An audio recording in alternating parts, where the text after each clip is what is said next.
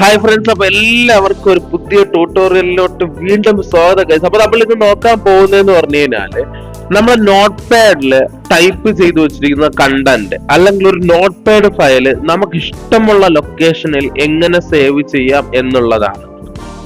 ശ്രദ്ധിക്കുക, ഈ ഒരു ട്യൂട്ടോറിയൽ പ്രധാനമായും സ്ക്രീൻ റീഡർ യൂസേഴ്സിനാണ്. ഞാനിവിടെ യൂസ് ചെയ്യുന്നത് വിൻഡോസ് 11 NVIDIA 2025.2 ആണ് ഇവിടെ ഞാൻ യൂസ് ചെയ്യുന്നത്.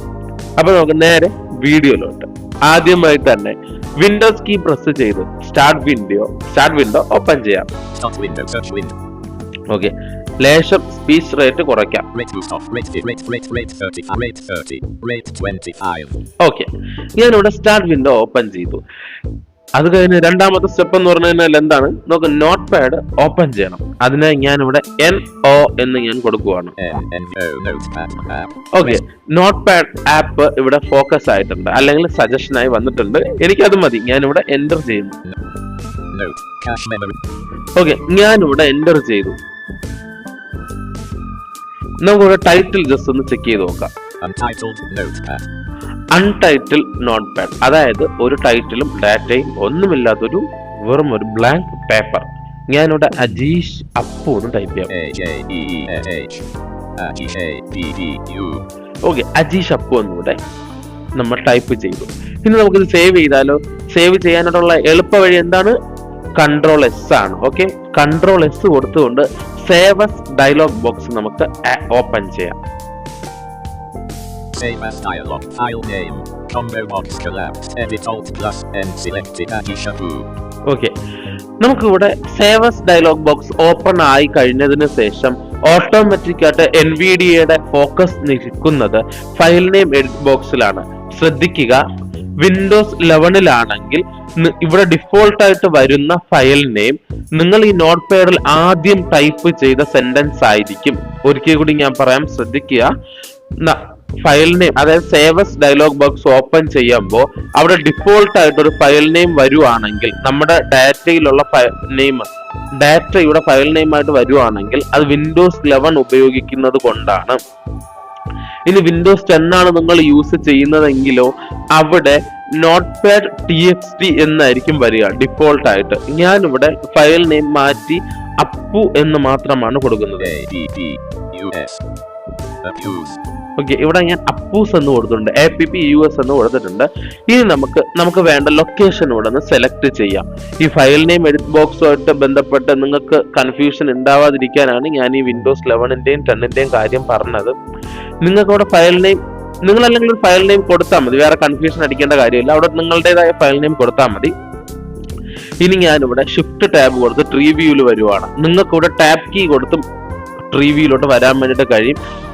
ഷിഫ്റ്റ് ടാബ് കൊടുത്ത് ഞാനിപ്പോൾ ട്രീ വ്യൂവിൽ വരുവാണ്. ഓക്കെ, ഇവിടെ ട്രീ വ്യൂവിലോട്ട് വന്നിട്ടുണ്ട്. ട്രീ വ്യൂവിൽ എന്തൊക്കെ ഐറ്റംസ് ഉണ്ടെന്ന് നമുക്ക് നോക്കിയാലോ. സ്റ്റാർട്ടപ്പ് ക്വിക്ക് ആക്സസ് ഡെസ്ക്ടോപ്പ് എന്ന് പറഞ്ഞിട്ടുണ്ട്.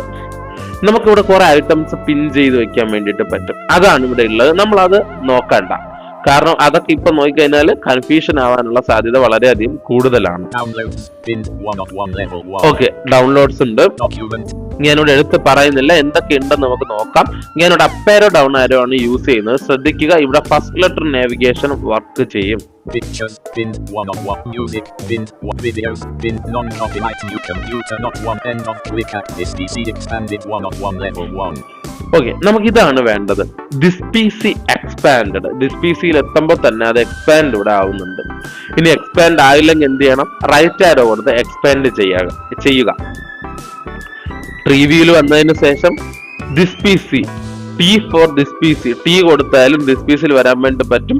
അത് കൊളാപ്സ് ആണെങ്കിൽ റൈറ്റ് ആരോ കൊടുത്ത് എക്സ്പാൻഡ് ചെയ്യുക. ഇനി അത് എക്സ്പാൻഡ് ആണെങ്കിൽ നമ്മൾ അവിടെ ഒന്നും ചെയ്യേണ്ടതില്ല, ടാബ് കീ പ്രസ് ചെയ്യുക.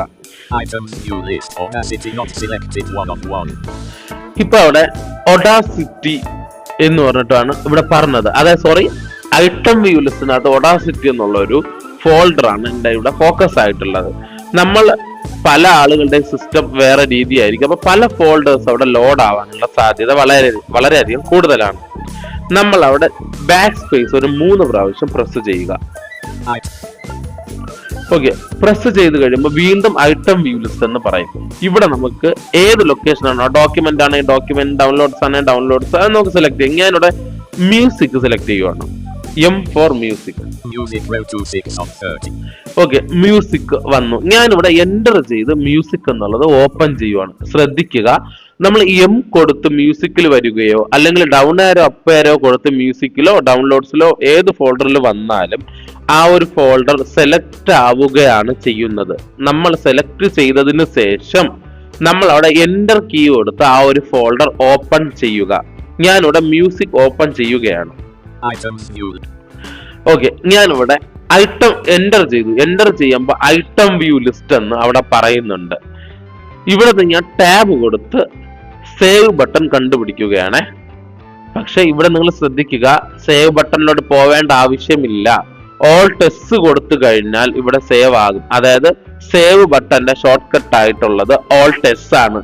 ഇനി അതുമല്ല, ടാബ് കൊടുത്ത് ഫയൽ നെയിം എഡിറ്റ് ബോക്സിൽ വന്നിട്ട് എൻ്റർ കീ പ്രസ് ചെയ്താലും സേവ് ആകും. ഞാനിവിടെ സേവ് ബട്ടണിൽ പോയിട്ടാണ് എൻ്റർ ചെയ്യുന്നത്.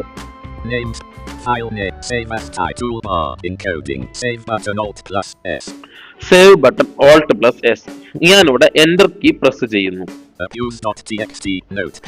ഓക്കെ, ഇപ്പൊ പറഞ്ഞത് നിങ്ങൾ ശ്രദ്ധിച്ചോ? നേരത്തെ ആദ്യം പറഞ്ഞത് എന്തായിരുന്നു? അൺടൈറ്റിൽ നോട്ട് പാഡ്. ഇപ്പോൾ ഞാൻ ഈ ഒരു ഫയൽ നെയിം ടൈപ്പ് ചെയ്ത് സേവ് ചെയ്തപ്പോൾ എന്താണ് പറഞ്ഞത്? appu.txt നോട്ട് പാഡ് എന്നാണ് പറഞ്ഞത്. അതായത് അപ്പൂസ് എന്നുള്ള പേരിൽ ഒരു TXT ഫോർമാറ്റിലുള്ള നോട്ട് പാഡ് സേവ് ആയിട്ടുണ്ട് എന്നുള്ളതാണ്. ഞാനിവിടെ ഈ ഒരു നോട്ട് പാഡ് വിൻഡോ ക്ലോസ് ചെയ്യുന്നു. ക്ലോസ് ചെയ്തു, ഡെസ്ക്ടോപ്പിൽ വന്നു. ഇനിയുള്ള കാര്യങ്ങൾ നമ്മുടെ സിലബസിലുള്ള കാര്യമില്ല. അതായത് ഞാനിവിടെ പഠിപ്പിച്ച എന്താണ്, എങ്ങനെ സേവ് ചെയ്യാം എന്നുള്ളതാണ്. അപ്പൊ നമുക്ക് ഇനി സേവ് ആയോ അല്ലെങ്കിൽ അത് ഞാൻ സെലക്ട് ചെയ്ത ലൊക്കേഷനിൽ സേവ് ആയോ എന്ന് ചെക്ക് ചെയ്യുകയാണ് ഞാനിവിടെ ചെയ്യുന്നത്. അപ്പൊ നമ്മൾ ഇനി അടുത്ത് ചെയ്യുന്നത് എന്താണ്? DisPC എന്നുള്ള പ്രോഗ്രാം ഞാൻ ഓപ്പൺ ചെയ്യുവാണ്. നേരത്തെ നമ്മൾ എന്താണ് ചെയ്തത്? DisPC എന്നുള്ള ഫോൾഡർ സെലക്ട് ചെയ്താണ് പോയത്. അപ്പൊ ഇനി ഞാൻ പ്രോഗ്രാം ആണ് ഇവിടെ ഓപ്പൺ ചെയ്യുന്നത്. ഓക്കെ, DisPC ഫയൽ എക്സ്പ്ലോറർ എന്നിവിടെ ഓപ്പൺ ആയി.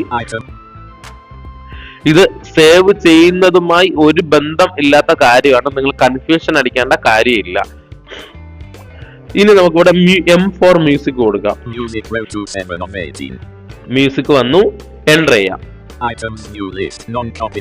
ഓക്കെ, ഇവിടെ നോൺ കോപ്പിറൈറ്റ് എന്നുകൊണ്ട് എൻ്റെ ഒരു ഫോൾഡർ ഉണ്ട്. അത് നമുക്ക് നോക്കണ്ട. നമുക്കിവിടെ ഫസ്റ്റ് ലെറ്റർ നാവിഗേഷനായ A കൊടുക്കാം. കാരണം അപ്പൂസ് എന്നാണല്ലോ ഞാൻ സേവ് ചെയ്തത്. അപ്പൂസ് 2 of 2, അതായത് 2 ഐറ്റം ഉണ്ട്, അതിൽ രണ്ടാമത്തെ അപ്പൂസ് എന്നാണ്. ഞാനിവിടെ എൻ്റർ ചെയ്ത് അപ്പൂസ് എന്നുള്ള നോട്ട് പാഡ് ഇവിടെ ഓപ്പൺ ചെയ്യുവാണ്. അതായത് അപ്പൂസ് എന്നുള്ള TXT ഫയൽ.